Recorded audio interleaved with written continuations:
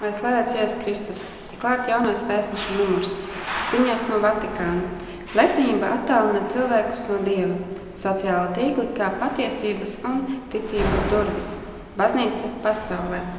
Jauniekļu vecākus mudina atbalstīt aicinājumu uz priesterību. Ukrainai tagad savs Via Dolorosa.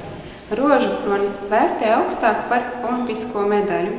Latvijā Rīgas garīgā seminārā svin Terēzietes no Lizjē svētkus. Jaunība plus ticība. Eksplozīvs maisījums par Vidzemes jauniešu dienā.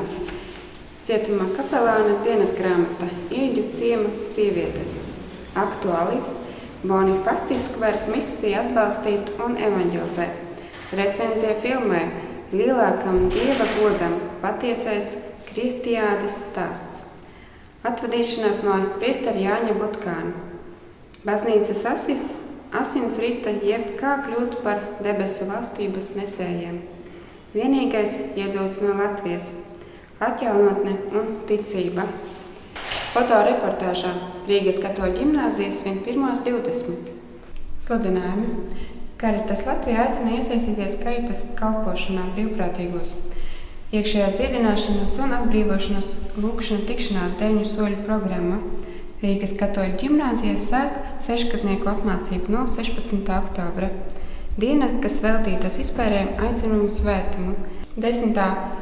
starptautiskā un starpkonfesionālā konference par dzīvības svētumu un neaizskaramību. 13. oktobrī. Sveicam arī priesteres jubilejā. Pagaidām viss līdz nākamajam numuram.